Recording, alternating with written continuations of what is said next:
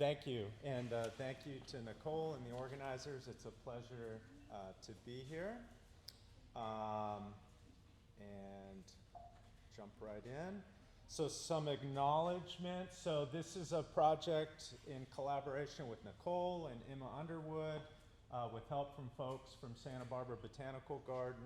We've had some support and several students involved in this work. And Antonio Matiro, who's here, who's oddly happy about a dying frangula here. We both are, because we're excited we're getting good data, but in any case, he was with us in this project as well. I'm going to skip chaparral. We know what that is. Coastal sage we haven't heard as much about, so just briefly, it's different from chaparral. It's shorter. Generally, the plants are aromatic, lots of salvias, sagebrushes, softer leaves. Very seasonal. You see, they look real green in the wet season, if that ever happens, and then in the dry season, they're shedding a lot of leaves and turn brown, and that'll become an important part of the story. And you see they're heavily skewed to the south part of the state, as is chaparral, but even more so than chaparral. Vegetation type conversion, so chaparral looking like this, closed canopy, open canopy, and you're getting annual herbs, mostly non-indigenous grasses in a lot of areas moving in. That's bad. It's probably an alternative stable state in many cases, meaning it's not just going to passively go back to what it was. We've heard a lot about why type conversion is happening, so I'm skipping that. The question we're going to be addressing in this talk is, can we restore type converted chaparral sites? And this is question we just heard some really great information on, and you're going to hear some similar information converging on some similar ideas and maybe a little bit different as well. So this is the same site you just heard about, not exactly the same site, but the same region, Lake Piru, where we're doing this work. I think this should become like a UNESCO World Heritage Chaparral Restoration Area, because clearly this is where this is ground zero for chaparral restoration, so I think that's pretty cool. Okay, here's a look at the site from the air. So Shane's sites are up here. He, for some reason, wanted to hike a little higher than we did, so we put sites more sensibly down here close to the road. I'm just kidding. Shane, of course, had a very specific question, and these sites were not quite right for their studies. So, but we put them in here. Actually, Santa Barbara Botanical Garden and Nicole and Emma put them in.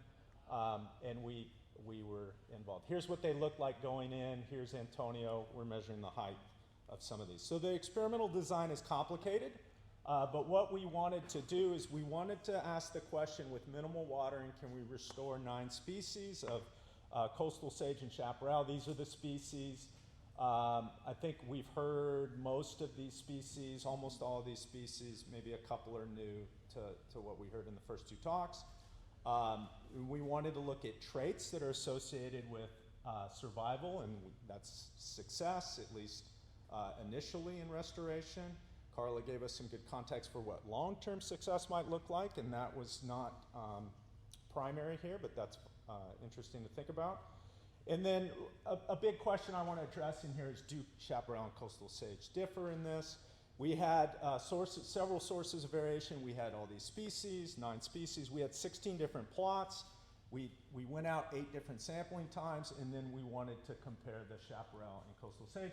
These are 3 random treatment factors, if you know about this statistically, and then we treated type as a fixed factor, so it's a mixed model. That makes it additionally complicated. The responses we're looking at: survival, height, plant health, dieback, pre-dawn water potential, dark adapted fluorescence. I'll talk about most of these, but I don't have enough time. So we did this during the worst possible year, I would argue. One of the worst possible years you could do this from the standpoint of drought. So this box is when this occurred, the study. We had this really nice rain in December, about 250 millimeters, and then almost nothing after during the core of the study. So it was incredibly dry. And what happened was plants were watered into the ground January, February, March, and then we cut them off in May for the plants we were monitoring. We called it the death row because we were specifically looking at drought. This is part of a bigger study, and Emma and Nicole can tell you about other parts of the plot that we're continuing to get water. And then this is the standardized precipitation evaporation index. Values below 0 indicate drought. So you can see we're in severe drought throughout the entire study. And then we had the nice wet year after the year following, which would have been a great year to do this. But it was great for drought because we wanted to see the role of drought. Okay, so getting quickly into data. I'm going to show you a lot of data. Sorry if you don't like data. I like data. And this is the mortality. So these are our sampling points. These are our different species. The coastal sage scrub are in salmon colored. The chaparral are salmon colored. The coastal sage are blue. Mortality is on the y-axis. 16 plots, so 16 individuals per species. And what you see is the seasonal time course of what's happening. And I'm going to call your attention to a couple of things. One is I want to focus on the difference between coastal sage and chaparral, so I'll highlight that here in a moment. And then what I'm going to show you is that the difference between coastal sage and chaparral didn't explain all the diversity in mortality. And so digging into the data a little deeper, it looks like we have 3 types that we can define. So in blue, we have what we'll call, these are the really successful species, and they're all coastal sage scrub. They have low mortality throughout the study, and that's these 3 here. Okay, then we have this early onset and high mortality. So they just start dying right out of the gate, and they're in orange, and then they end up almost entirely dead, and they're all chaparral. But there's this third group that has late onset mortality, but then eventually end up with high mortality. So they're also not successful. And that's in purple here. 2 of them are coastal sage, and then Frangula californica is a chaparral species. Okay, so I'm not going to be able to go through all the data in this depth, in this context, but I'm going to summarize these 3 types in the end, because I think they fall out pretty nicely and point to some potential paths forward. Okay, so looking at comparing coastal sage and chaparral. And what I'm going to do here, so when you're dealing with mixed models, we often don't analyze them in the traditional way with p-values. When you're dealing with random treatment factors, usually we're looking at the amount of variation each predictor variable is explaining in a particular response variable. So you don't say often whether it's significant or it's not. You ask instead, how much variation is it explaining? How important it is, in other words. So these are values representing that. So higher values are more important in their explanatory power for, in this case, mortality. So I'm going to show you a bunch of data like this. It's probably too much to digest, but I've also bolded the ones that are actually significant in the traditional sense. So what we see in almost, long story short, date is a big explanatory variable for all the traits I'm going to show you. No surprise, this stuff is changing over time. We knew that going in. Then type. Coastal sage versus chaparral is significant in all the cases I'm going to show you. And then we see some interesting differences within our variability within coastal sage scrub and chaparral. And that is manifesting this variation of these 3 types that I just identified that are crossing coastal sage and chaparral. Okay, so this is the actual p-value for this comparison, coastal sage versus chaparral, highly different. So chaparral were very unsuccessful in this study as a general statement, almost 100% mortality, sadly. And we monitored them for a year and a half. So most of the mortality through the dry season, and then we went back out 6 months after that and made sure they didn't resprout, and we didn't see any resprouting. So the data these are really dead. Okay, we went out and measured pre-dawn water potentials at 8 sampling periods, and again, this is too much to show you. Pre-dawn water potential is our best estimate of soil available moisture to plants, and more negative values means drier, and what you see is that during the dry seasons, the plants are showing what are some cases extremely negative values. Crop plants die, most of them are about -2 megapascals, so even the wimpiest coastal sage scrub out here would kill, the water potential would be killing crop plants. So these are really, all these plants are getting really dry, but some are getting drier than others. in the chaparral, mean values in extreme for drought. So the black bars, the black lines are mean values. The lower ones are 90th quantiles, so those are the extreme values. Okay, so comparing chaparral and coastal sage, chaparral are more negative. Thank you. And we do see date is different, and there is some variability within the species within chaparral and the species within coastal sage. Okay, leaf shedding.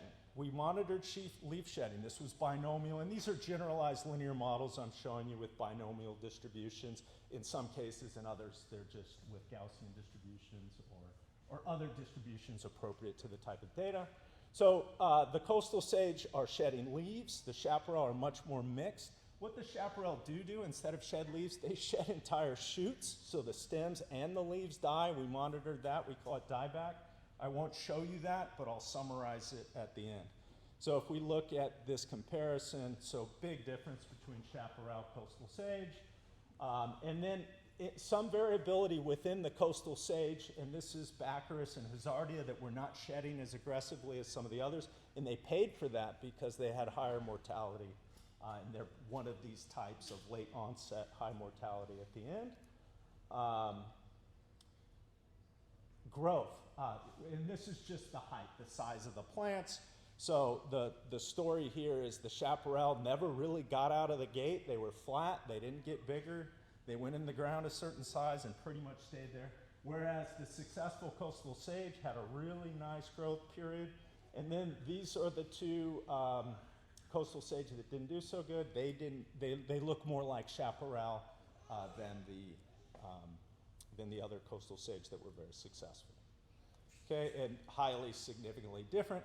This is one of the traits where we actually had some variation among our plots. For simplicity's sake, we wouldn't want to see a lot of variation along our plots because we're not intentionally trying to sample spatial variability. But we generally didn't see plot variability across the 16 different plots. But in this case, we did for height. And then, so everything was significant for height, all of our sources of variation. Okay, flowering, fruiting. Coastal sage did, chaparral pretty much didn't. Although, again, the two unsuccessful coastal sage did not flower and fruit, or did very little. And they were highly significantly different than that. And the coastal sage were quite variable. Okay, I think I'm doing okay on time. Summary and conclusions. Restoration success broadly. Chaparral was poor, very poor. Coastal sage was mostly good.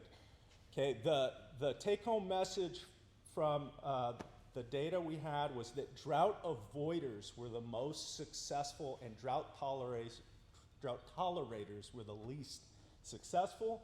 This could have something to do with rooting beyond the traits we've measured, and that would be interesting to look at further, but that's going to have to be another time. Okay, there's three types. Successful coastal sage. These were amazing plants, did really great. They did several things. They grew fast, they shed leaves, they reproduced, shed some more leaves, they had low mortality in the end. All highly successful. Okay? Artemisia, Eriogonum, and Encilia, common coastal sage species. Unsuccessful chaparral. They grew slow, they felt the drought in the form of their water potentials, they had early mortality, limited reproduction, they lost branches in the form of dieback, and ended up with high mortality. Sad story for them. And then this third group where there was delayed mortality, but in the end, high mortality. They grew slow, they shed leaves, they delayed their drought response, they had limited reproduction, they lost branches, and ended up with high mortality. That's Baccharis, Hazardia, and Frangula.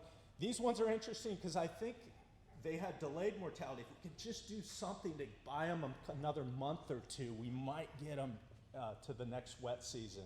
Okay, so how could we improve success of chaparral? Some obvious things come to mind. These plants they're dying during the stressful dry season. We saw this from Shane. We see this here. We need to mitigate the heat, the effect of the drought, the limited soil moisture. Nurse plants, Shane's and Carla's work on that is incredibly promising, exciting. Watering, Emma can talk about that. That was part of this study. And There's some success with that, but it's really hard, as we saw with Shane and Carla's work. We can restore shrublands during wet years or post-fire, and that could really help. A lot of these things could really help this delayed mortality group. The big challenge that I see is that chaparral is really functionally different from these coastal sage scrubs, and that has ecosystem consequences. I'm thinking of the rooting depth, slope stabilization. They're a much leafier landscape, seasonally, more consistent seasonally, and that's going to change the way animals are interacting with it, the animal resource availability. These coastal sage, a lot of them are aromatic.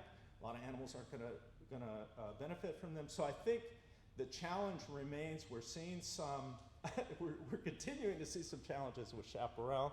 It's good to have success with the coastal sage, but I think we can't give up on the chaparral because they are so different. So, thank you.